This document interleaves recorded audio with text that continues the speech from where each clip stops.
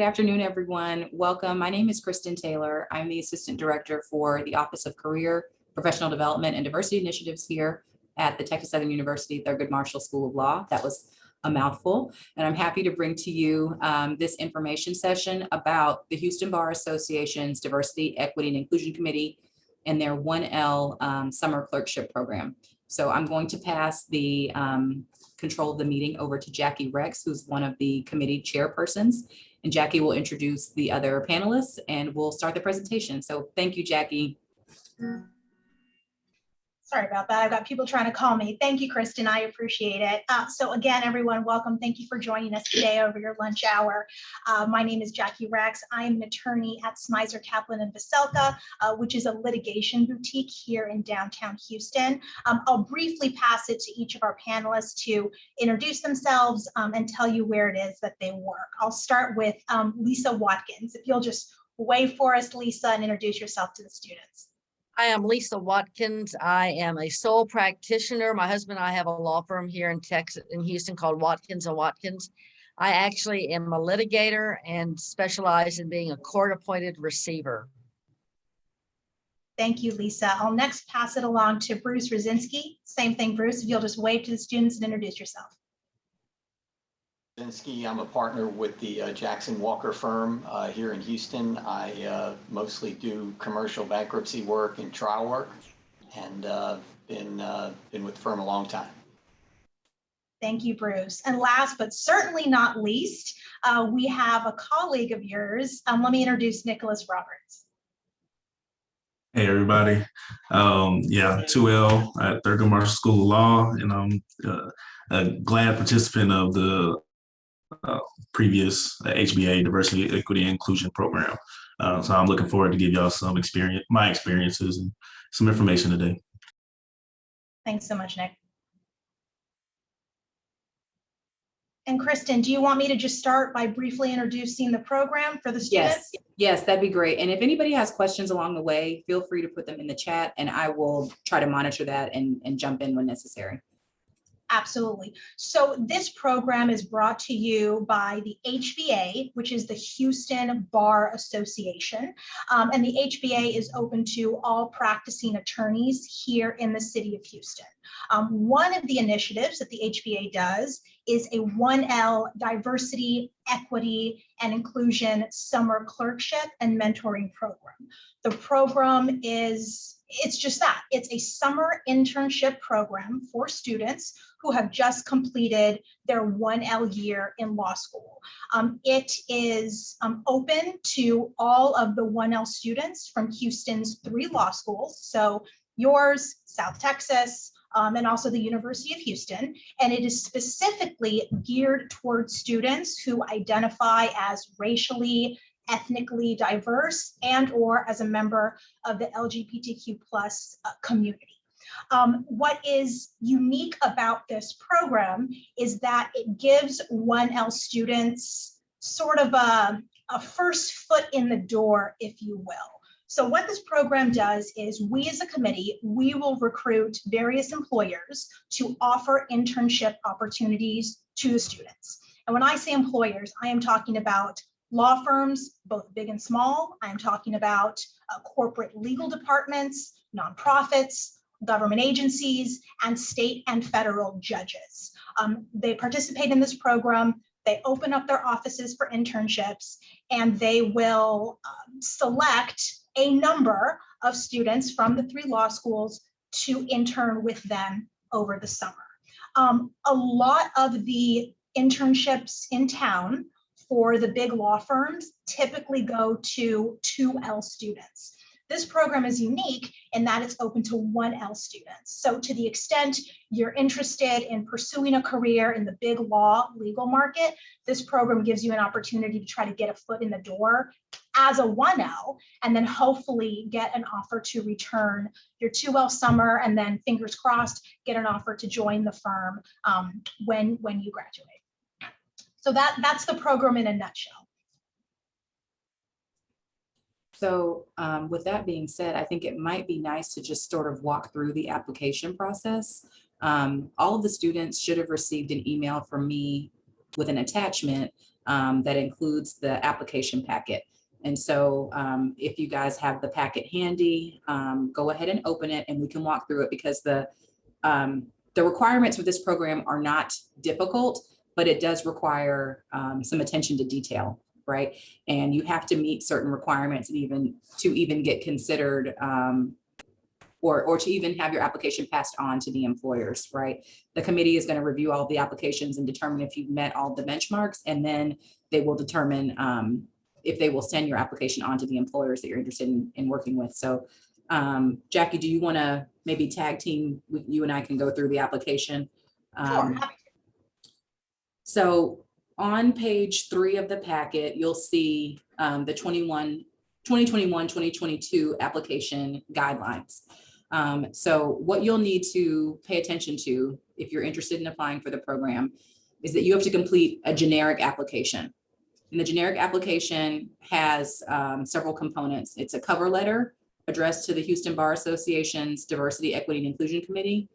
It's a resume and a personal statement. Okay, so you have to have a generic application no matter which employer you're interested in applying to. In addition to that, you can complete up to 5 specific employer applications, which would be the employers that you're interested in potentially working for. You don't have to apply to 5 employers, but we encourage you to submit 5 specific applications because you want to maximize your chances of being selected. So all total, you're going to basically have 6 applications. It's your generic application, and then your 5 applications for the specific employers. With these specific applications, you need to have a cover letter that's addressed to that specific employer. So for instance, if you're applying for a position at Jackson Walker, you need a cover letter addressed to Jackson Walker. If you're applying for a position at Watkins & Watkins, you need to have a cover letter addressed to Watkins & Watkins, okay? The cover letters have to be specific to the employer. You also had to have your resume, which is the same resume for the entire application process. A personal statement, which again is going to be the same thing that you're going to use to apply for your generic application.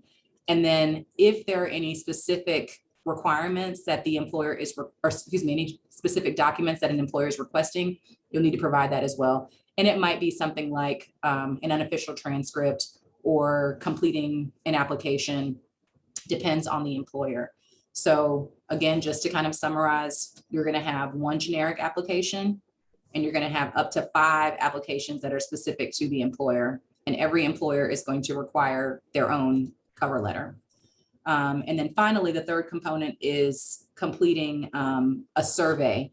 And the survey basically asks you to agree that you have met certain requirements, agree that you have listed your GPA on your resume, and you're going to sign that form and submit that with your application materials. So I know that sounds like a lot of information. This chart on page 3 will help you make sure that you're meeting all of the guidelines, but just keep in mind, you're going to have 1 generic application, 1 application for each employer that you're applying to, up to 5, and then you'll have to complete the survey. Once you check off all those 3 components, your application will be complete. So Jackie, I'll let you kind of go into the details. That was a very thorough overview, Kristen. I appreciate that. Oh, you're welcome. Just to give you guys a little bit more detail, the generic application, you might be wondering, well, what is the purpose of that?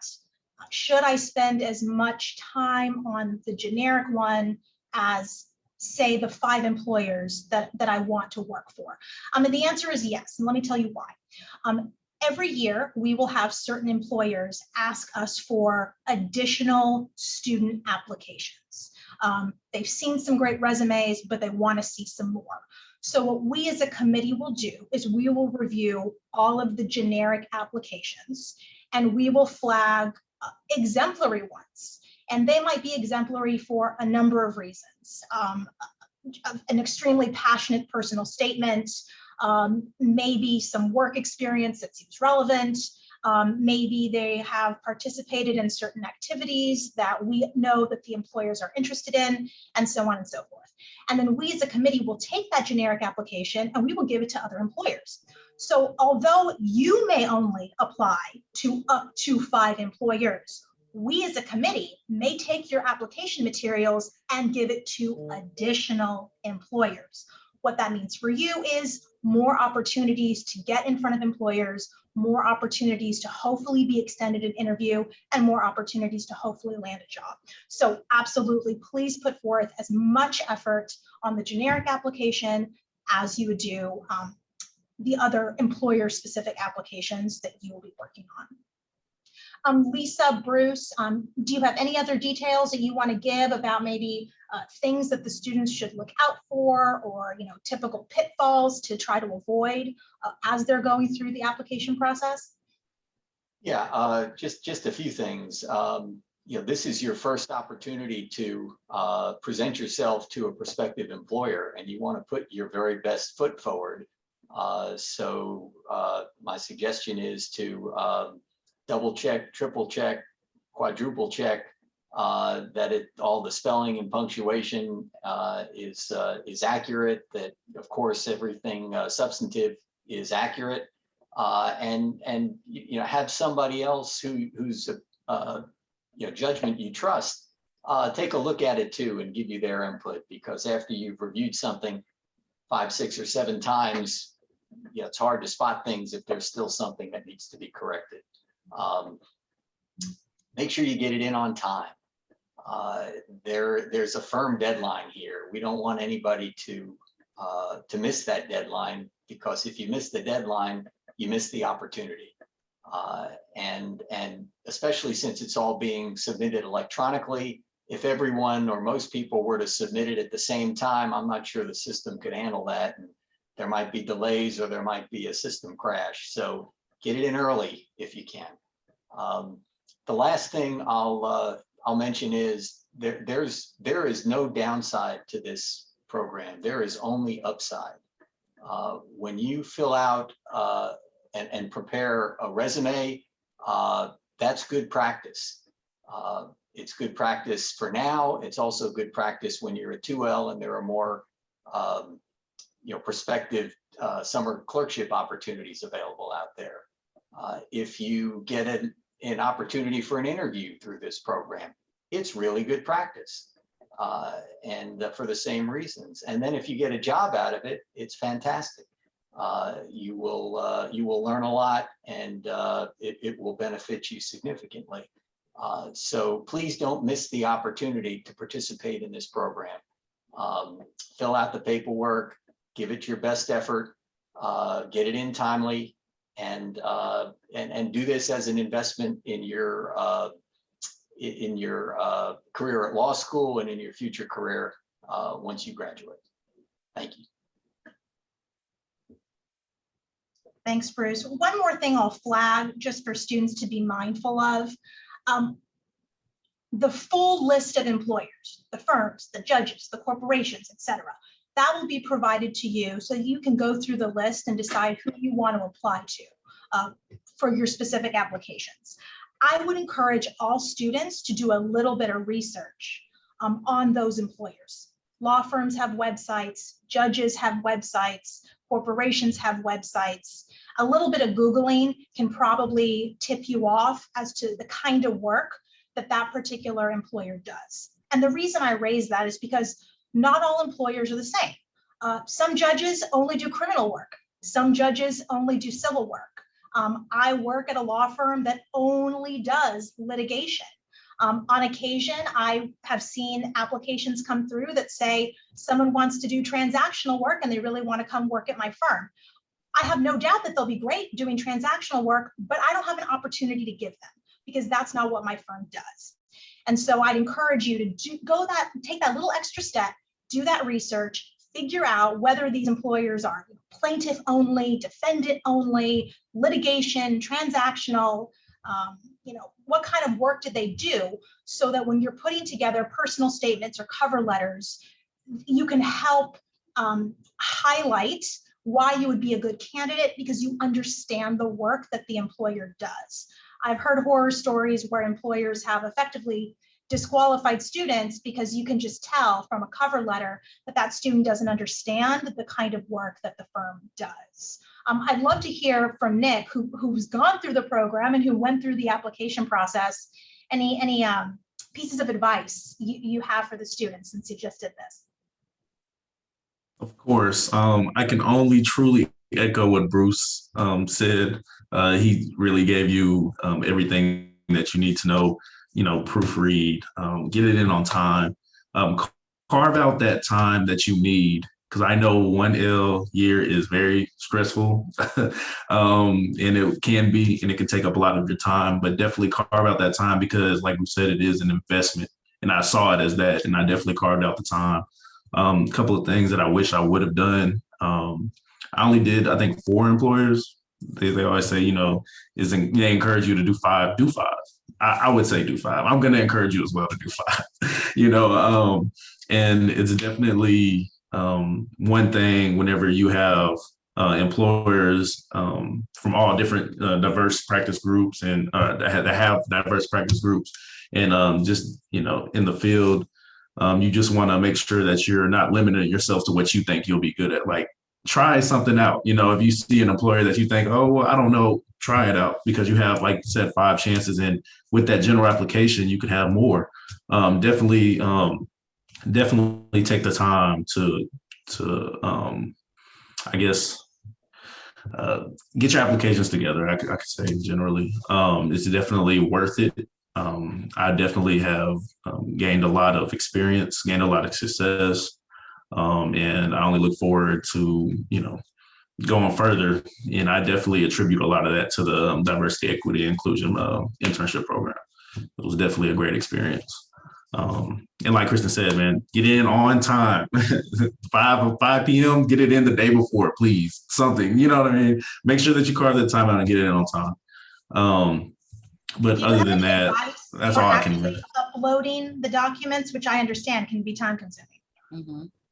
Yes, beyond getting, doing it prior, just make sure that you're, carving out that time with the application in simplicity.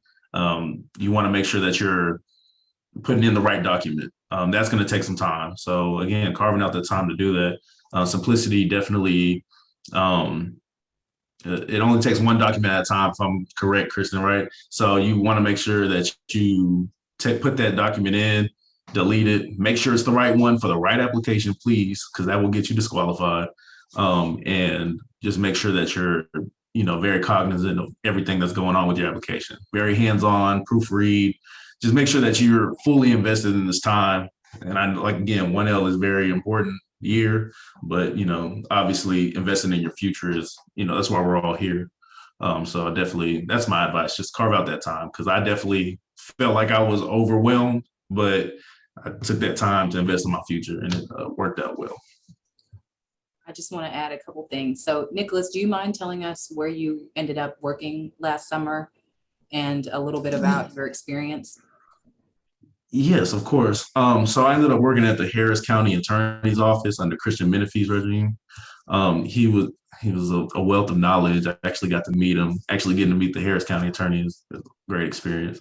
And I worked in the public law and general counsel practice group. So I got to deal with clients on a personal level and hear what they, hear their issues and, try to come up with some remedies, right? And sometimes when what they wanted to hear, but you learn that through your experiences that they need to hear it. It's the best possible outcome for them, even if they don't like it. So that's one thing I took away from it. Just networking, getting to meet a lot of attorneys. Again, it's an opportunity, it's an investment. Like Bruce said, put your best foot forward. You get one chance at a first impression, and that definitely goes a long way. I've definitely put my best foot forward, and I've definitely met a lot of people that that I feel like I could go to, especially Jackie. Jackie, I don't know. I've called Jackie a couple of times where it was just like, Jackie, what can you help me with this? Could you help me bring this together? And she was always forthcoming. She was always like, I got you. She would answer the call, answer the text. You get to meet a lot of attorneys. You get to meet a lot of attorneys that can help network, stuff like that. Definitely. Other than like the substantive work, I got to do a grant. You get to do fulfilling things. I got to actually help a precinct come up with a grant and the application process and things of that nature. So, it's not just fluff work. You get substantive work from these internship opportunities. And again, it's fulfilling, and you can definitely learn a lot from them. And that can help you in your future endeavors. So definitely take this seriously, invest in yourself.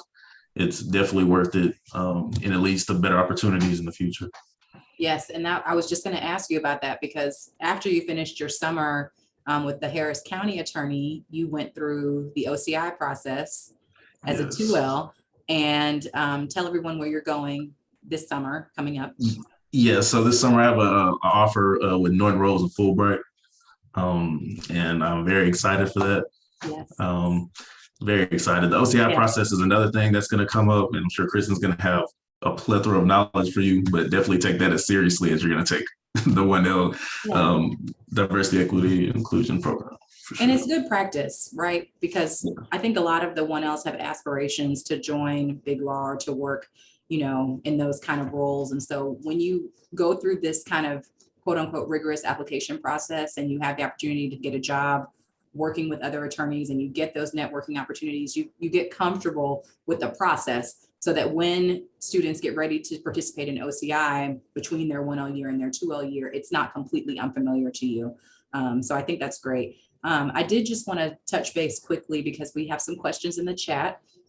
There was a question about when do 1Ls find out about our GPAs in order to put that information on your application? That's a great question.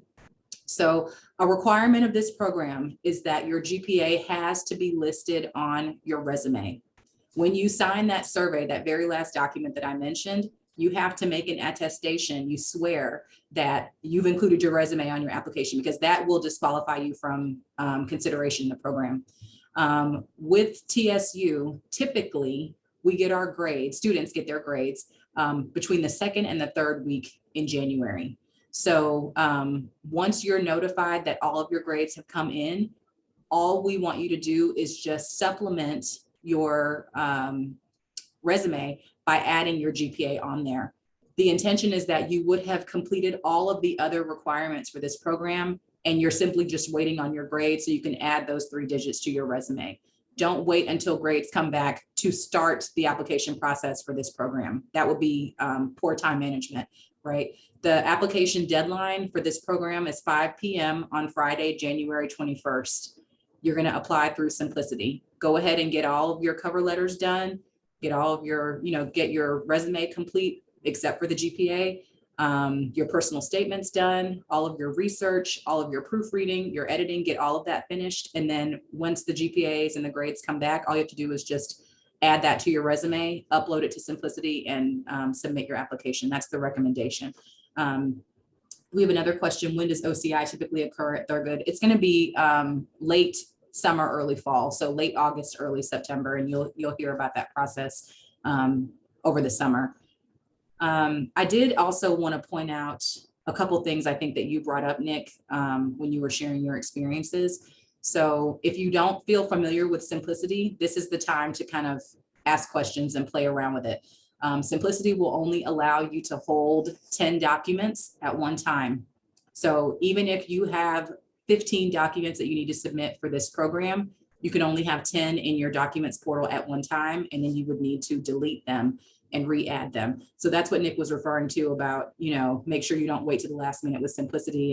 And I also would recommend that you label your application materials. So if you are submitting an application to Jackson Walker, for instance, label your cover letter, Nicholas Roberts, Jackson Walker cover letter, or something to that extent. So that's an additional fail-safe to prevent you from sending a cover letter to Norton Rose that you intended to send to Jackson Walker, because that is not something an employer wants to look at. If you can't get the name of the firm correctly, or to Jackie's point, if you don't understand or don't recognize that, you're sending a firm that only does litigation work, you're sending them a letter that says you want to do transactional work. Those little mistakes could be, a make or break decision as to whether or not you move forward in the process. So take the time to label your documents, make sure you have everything, done as early as possible, and take advantage of this time while the semester is kind of winding down over the holiday break. Take the time to familiarize yourself with the program. I've dropped the packet the application packet into the chat, which you can download. I also have emailed it to everybody in the 1L class. So I would encourage you guys to familiarize yourself with the application packet and ask any questions that you have while we're here. So that was it. Those are my my comments. Let's see.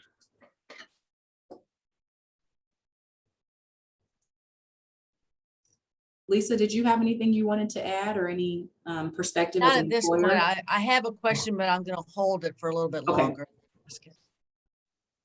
I'm happy to So- answer this next question. Are the positions paid or where there'll be opportunities for funding?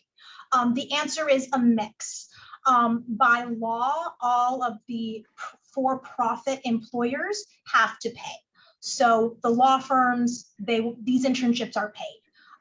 Corporate legal departments, those internships are paid. I believe that the government positions, so for example, the Harris County Attorney's Office or the Harris County District Attorney's Office, those positions are paid. The one set of positions that are non-paid are for the judges, both the state judges and the federal judges. What I will normally tell students is, if your finances are such that you can take a non-paid position, absolutely look into working with a judge. I personally came to law school and wasn't entirely sure what kind of work I wanted to do. Maybe I was interested in litigation, but there's a lot of lawyers that do litigation, family lawyers, employment lawyers, business lawyers. And we're interning for a judge. Let me see the full menu of the types of cases that exist and the types of attorneys that do that work. Also, having a relationship with a judge, be it state or federal, can be an extremely valuable relationship going forward.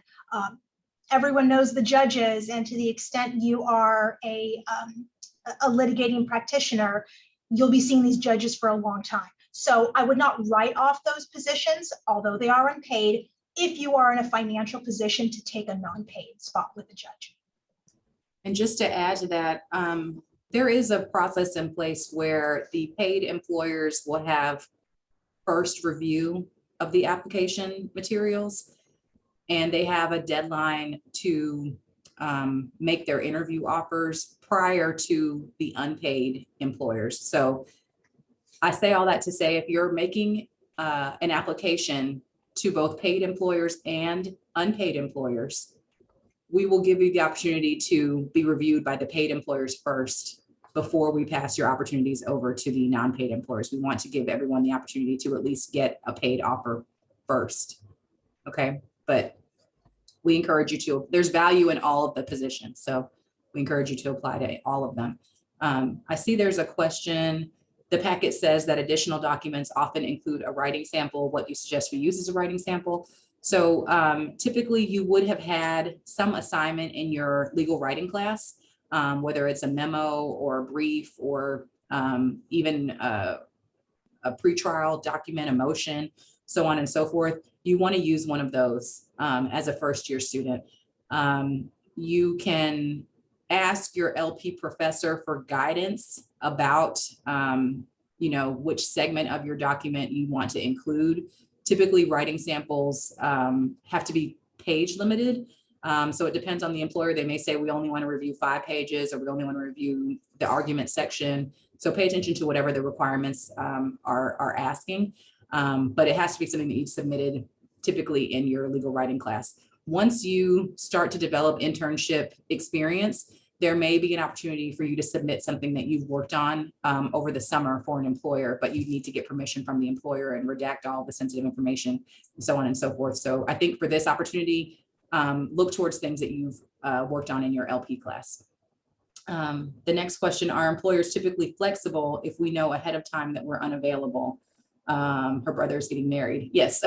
Okay. So it's just, I can't answer on behalf of all employers, but I would just encourage you to, let them know as early as possible and be as forthcoming about your obligations.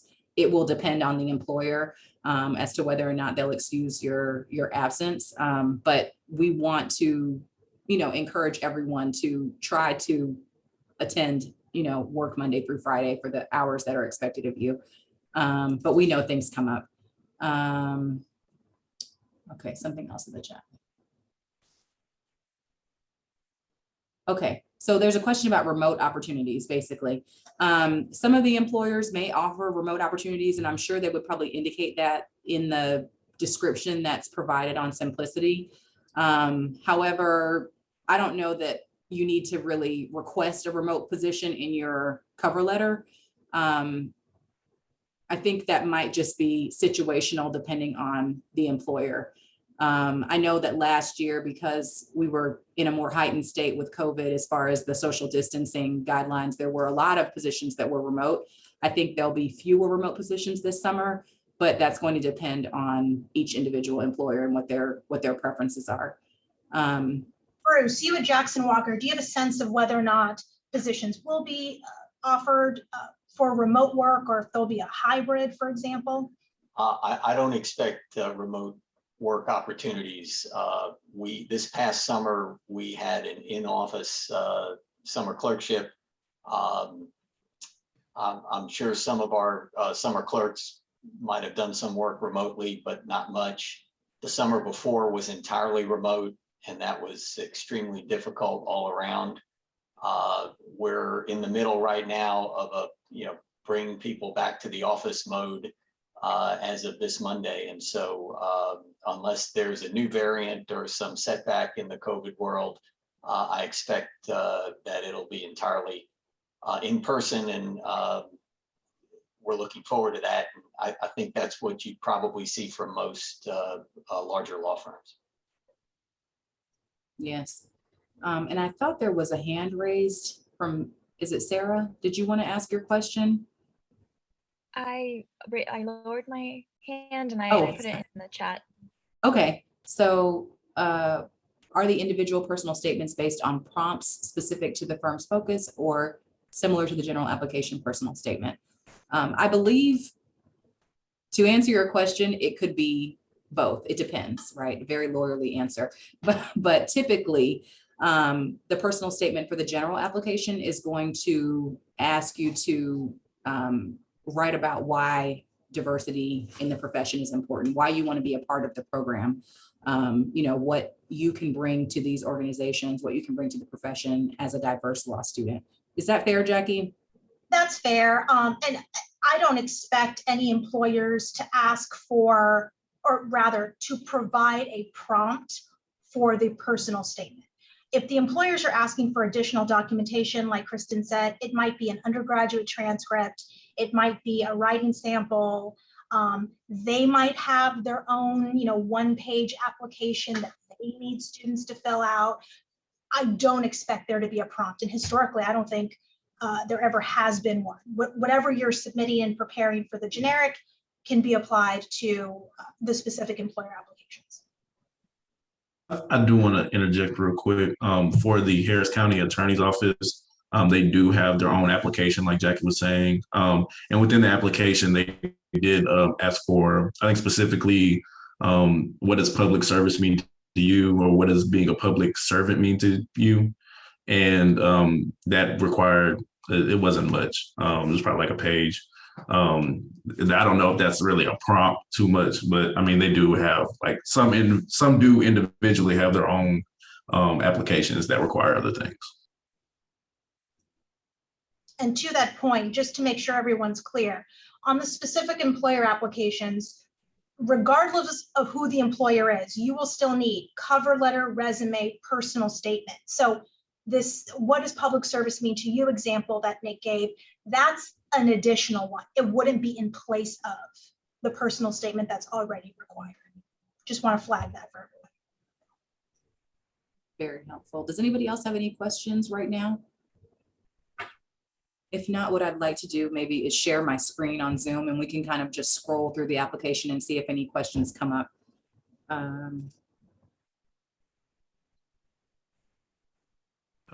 Also, I didn't get to interject earlier, but for those worried about payment, you can always look for like scholarship opportunities or grant opportunities. I know that I think it was in the spring when it came up, but it was like the John Paul Stevens Fellowship. Mm-hmm. And that fellowship gives funding for people that are in unpaid public service positions, or like at the Harris County, I think the district attorney maybe last year. I think we had like two people that went, and one of them was at the district attorney's office, and she ended up getting it. So that's always another avenue. If you feel yourself coming up with unpaid positions, you can always look for funding in other ways. Don't just sell yourself short. Yes, great point, Nick. So yes, keep in mind that there are opportunities for external funding to help supplement your positions if you are in an unpaid position. So I'm going to share my screen. If somebody could just let me know if you're able to see the application. We got it. Okay. Everybody can see this? Okay, great. So again, this has been emailed out to everybody in the 1L class, and I also dropped the file in the chat for this Zoom. But this is the application. This is all the information that you'll need. It should answer most of the questions that you have. This is step one, right? Preparing your application materials. You'll see in this first box, this is the generic application. This is going to the committee to say that you want to participate in the program. So you need a cover letter addressed to the HBA DE&I committee, your resume, and your personal statement, which is just the general question of why you want to participate in the program, why diversity is important to you, so on and so forth. Then for every employer that you're going to be applying to, which is up to 5, you're going to have a specific cover letter addressed to that employer and targeted towards the type of work that that employer does.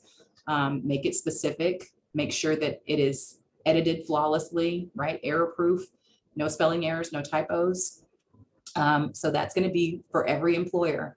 Then you'll need the same resume that you submitted with your general application, the same personal statement that you submitted with your general application, and then any other documents that that particular employer may require, okay? Some employers won't require anything extra. Some employers will require a specific application. Some employers may require a writing sample. It depends on the employer, okay? And then step 3 in the application process is completing the mandatory committee survey in Simplicity. You have to select the employers that you applied to. So you're gonna say, yes, I applied to this firm, and this firm, right? You're gonna make a statement or agree that you have uploaded your GPA on your resume. And then you're going to sign the form that you are a member of an underrepresented group and that you are a diverse candidate and that you want to apply for this program. So it seems simple. There's 3 steps involved. It's just a lot of detail involved. So as you go through the application, you'll see some important notes. Your generic cover letter should be addressed to the committee. Each cover letter should be addressed to the contact provided by the HBA DE&I committee through Simplicity. So you'll find that on Simplicity. Your resume should include, at a minimum, your name, your contact information, your educational institutions, your work experience, your skills and interests. This is similar to the resume that you submitted for your LP assignment, which you'll be getting back in the coming weeks. You'll have to include a personal statement, and here's some information about that. It may discuss the unique individual qualifications, interests, or aspirations for the study of law, or reasons for wanting to participate in the DE&I program. Applicants are encouraged to address how their diversity or diverse experiences could provide a tangible benefit to a prospective employer, and the personal statement should be no more than 2 pages. So that's to answer the question about, how to address the personal statement. Those are some guidelines to follow. And then again, any additional requirements that are requested by the employer, and you'll see those in Simplicity. For the generic application, you're also going to have to do the survey. So you'll just answer the questions on the survey and type your name. The deadline, again, is 5 p.m. on Friday, January 21st, 2022 through Simplicity. If you don't submit the generic application, you will be disqualified. If you don't add your GPA on your resume, you will be disqualified.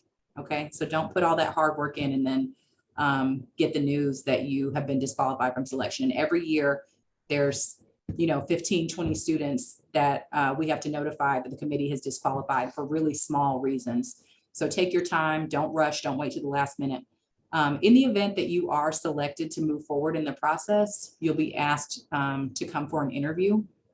And so, of course, if you are are invited to an interview, please contact me so that we can arrange a mock interview and we can help prep you for that process. Again, notify your career office, right? If you accept an offer, we definitely want to know, and you're only allowed to accept one offer through the program. Okay, very important. So you can apply to up to 5 employers, but you can't take on 5 jobs over the summer or 2 jobs over the summer. It's just one through the program. There are some limited exceptions. I think with judges, sometimes judges are flexible about having students split their summer, but it is on a case-by-case basis. The standard rule is you're just getting one opportunity through the committee every year. And then you'll see some tips, right? Finish and upload your documents before the deadline, which we've been mentioning.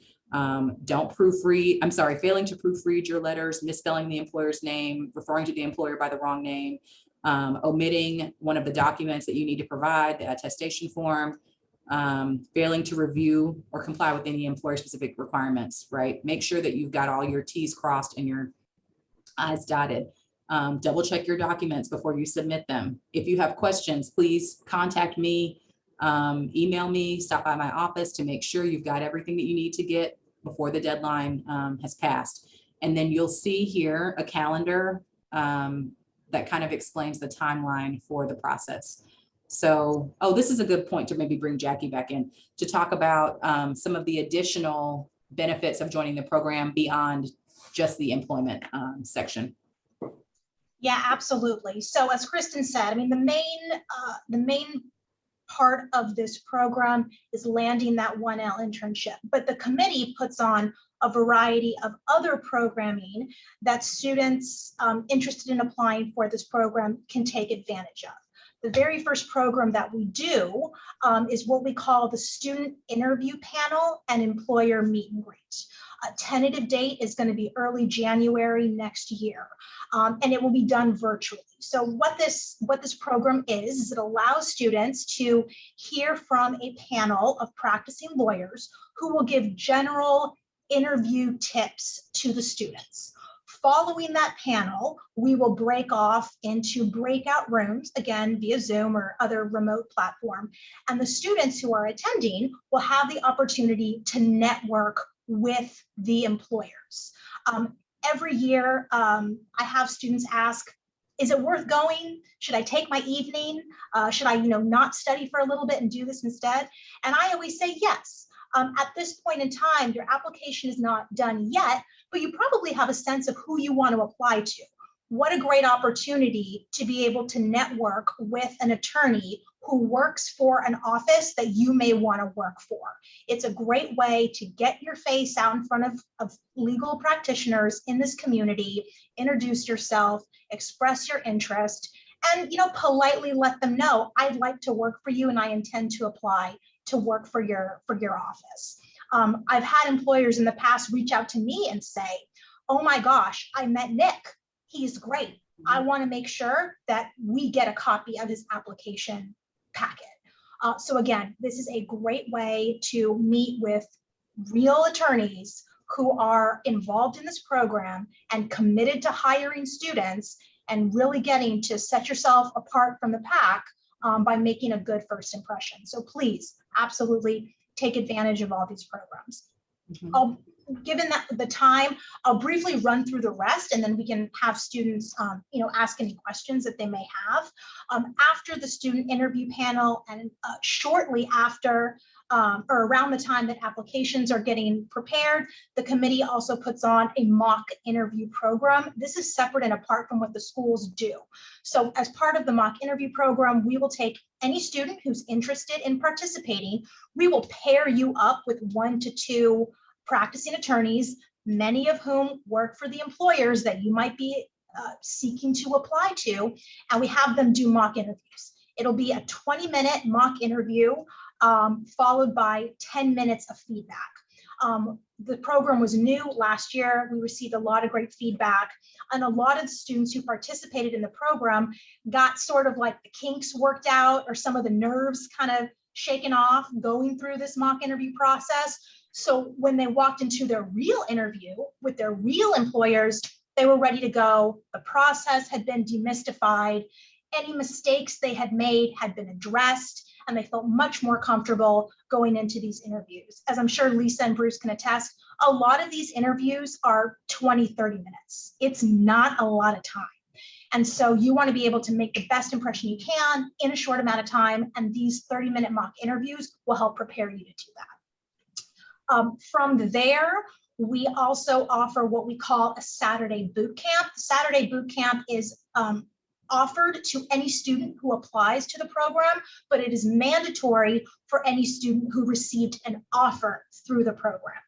It's typically a 3-hour program. What we do is we give students a crash course in litigation work, transactional work, working for judges, and then we do a general panel on professionalism and what it is to be a diverse person working in a professional setting.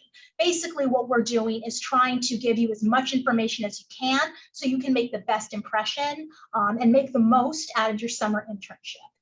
The practice of law, this is a professional business, and we understand that you're students now, but once you step into these internships, you're a professional in a professional setting. And we as a committee want to make sure that students are ready to make the most out of that opportunity.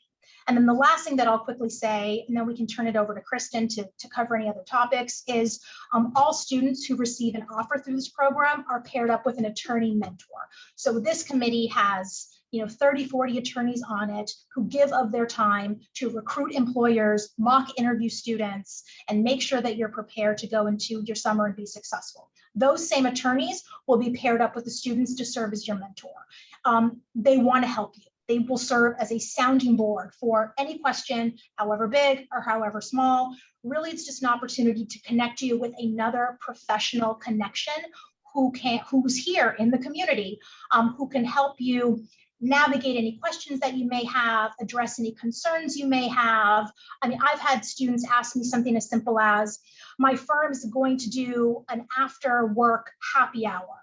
What should I wear and what topics should I be prepared to discuss? I mean, truly, anything, however big or small, that is what the mentors are here to help you with. So again, that programming that I just went through very briefly is another benefit to participating in this clerkship program, and we hope that all of you will apply for it and take advantage of all the opportunities that we provide. Thank you, Jackie. And there is a social and mentoring committee too that endeavors to get all of the participants in the program. So the 1Ls from Thurgood, from UH, and from South Texas to get together as a cohort and socialize with other attorneys. So there is also a professional development networking component. These are people that you're going to be entering the profession with in the next few years when you pass the bar. So it's great to make connections that way as well. So I just want to check on the chat because I do see there's been some additional questions since we last went through Q&A. Would you recommend consolidating application components into one PDF and label them by employer for the sake of limitations on documents and simplicity? No, so you can't do that. So you have to submit the document according to the label. So if you are submitting a resume, it needs to only be your resume, and you're going to click the button that says resume. You would not want to have a resume followed by a cover letter, followed by a personal statement in one document, and then code it as your resume. That will not work. So just follow the directions. And if you have questions about that, again, feel free to come by and see me in the office about how to navigate uploading your documents through Simplicity. Will the OCI office be open during winter break? So I think she means the OCPD, which is the career office. No, will be closed during winter break, but we do try to, I will try to make myself available for any urgent questions. But the good thing is the deadline for this program is January 21st, which is well after we return to school for the spring semester. So I will be available in office during business hours for approximately 2.5 or 3 weeks before the deadline is due. So I want to enjoy my holiday and encourage all of you to enjoy your holiday, but try to get as much work done as possible on the application. How many students are selected from the program, and more specifically, how many from TMSL? So over the 25 years, I don't know, maybe Jackie or Bruce can give some historical background to that. Sure. So it has varied, as I remember, somewhere between like 50 and 60 students will receive offers through the program. And historically, it's been pretty evenly split between the three law schools. Yeah, I think that's fair. So approximately 25 students, I think, from Thurgood every year. Depends also on the number of applicants. So I think typically people assume that Thurgood would have the largest number of applicants because of our student body, the demographics of our student body, but everybody's not going to apply to join the program. You know, I would encourage everyone to apply and we want everyone to apply, but there may only be 50 students from Thurgood who take the time to successfully complete their application.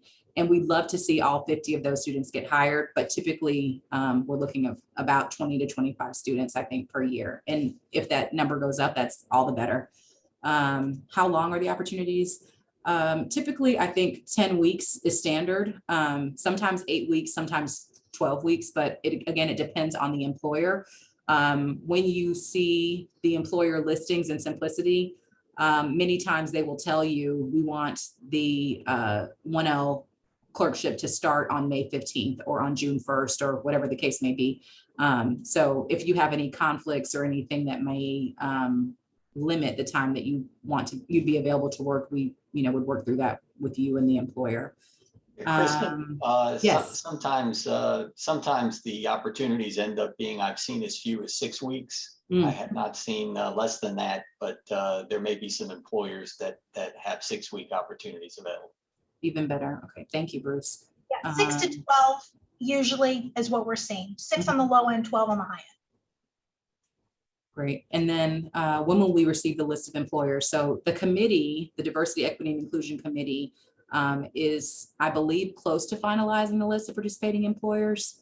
Jackie, do you know any deadlines? Usually the finalizing is done over Thanksgiving, first week of December. So students will have at least 30 days between the list coming out and applying. Great. So for students, the committee will notify the law schools once they finalize the list of employers. And then I will post all that information in Simplicity. And then once it's posted, I will send an email out to the 1L class saying, hey, the employers for the HBA program have been listed. Please go and view the employers, view their specific criteria, start to look at which employers you'd like to apply to. And then you'll have, like Jackie said, approximately 30 days from which to complete your application. Okay, so we've got 7 minutes left. I'm happy to open it up to any questions or if any of the panelists have anything they want to share at this point.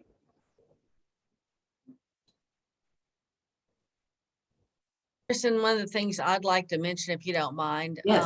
both of my daughters have gone through law school, one at U of H, one at Texas Tech.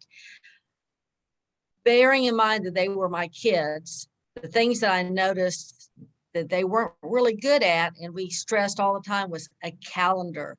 Use a calendar, set alarms, don't miss deadlines, check your emails, and please make sure your email is professional. Don't go with yougobaby@yahoo.com. Make sure, as it says on there, it is a professional sounding email address. Jennifer Hasley, who was here earlier, the president of the HBA, this is a big push within the HBA is for professionalism. So please, you're adults, you're not kids like my daughters were my kids. You're adults, and please act like professionals. Please make sure you follow the calendar, that you return calls, respond appropriately. You're going to do great. Houston is a huge city, but we also are very small. You're making bridges. You want to keep those bridges. You want to keep those connections. Everything is a footstone to a greater path. Y'all are going to do great. I'm really looking forward to seeing what you do. Thank you, Lisa. Yes, one more thing I'll point out is, and I think Nick mentioned this, the program just exposes you to a lot of practitioners in town who, and again, being a successful lawyer, in addition to just, knowing the law and being a good lawyer, is also networking, having connections. The people who are your classmates today could be opposing counsel tomorrow. They could be the judges ruling on your case. They could be co-counsel. They could be the people referring you business. So right now, establishing relationships is absolutely critical to your long-term success. I usually tell students the benefit of this program is it puts you in front of like-minded attorneys who want to help students. So although I only do litigation work, I have plenty of contacts who do transactional work. And if I'm not mistaken, I think, Nick, you and I had a conversation not too long ago. You said you wanted to do transactional work. I knew that I was not in a position to help, but I think I passed you a couple of names of some girls that I knew who did do transactional work, and they were able to walk him through the questions that he had that I just couldn't answer. So, in addition to being able to be in front of various lawyers, you're in effect being exposed to all of their networks as well. In theory, hundreds of thousands of professional contacts. Take advantage of this program. It lets you do it as a 1L when so many other students really aren't focusing on it until they're 2L or 3L year. Get a jump on it. You'll never regret starting early. Lisa, you had a question about a photo on the resume? I was just wondering what your thought was on your end, Kristen, about the students putting their photograph on their resume. We typically discourage students from doing that. It can lead to unconscious bias, right? So we discourage them from doing that. We want their application materials, their writing to kind of speak for their qualifications. But of course, if they're invited for an interview, they can see your warm face and, see your posture and your professionalism. But we usually discourage students from doing that. And I don't believe the committee requests any photos. I don't think. No, we do not.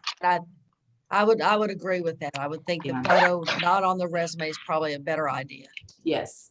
If we don't have a LinkedIn, will that count against us? No, it won't count against you, but I highly encourage you to get a LinkedIn if you don't have one, because it is an invaluable resource for research. Number one, researching firms, researching attorneys, researching alumni, researching connections. And number two, it's a great way to network. So if you don't have a LinkedIn, go ahead and start one, start following firms or practice areas or topics that are of interest to you. And inevitably, you'll find other people that are within your network, whether it's Houston or Thurgood Marshall or the HBA or litigators or whatever the topic may be. You'll find people who are like-minded that you can connect with. Will the OCPD be hosting a seminar on how to best utilize LinkedIn? Possibly. I don't know that I'm qualified to host that seminar, but that's a possibility and a great question, Ronki. So stay tuned for that. Okay, so we have 2 minutes left. This will be my final call for questions. If there are no other questions, I just want to say thank you again to all of our panelists, Jackie Rex, Bruce Rozinski, Lisa Watkins, and Nicholas Roberts, for participating and for sharing your time and your experience with this program. Again, this is being recorded, and I will post it to the OCPD YouTube channel so that it's available for viewing. And please email me, come by the office with any questions, but we'd love to see all of your application materials come January 22nd. So January 21st, sorry. so thank you all. Have a wonderful day. Thanks so much. Thank you, everyone. Thank you. Thank you. Bye-bye.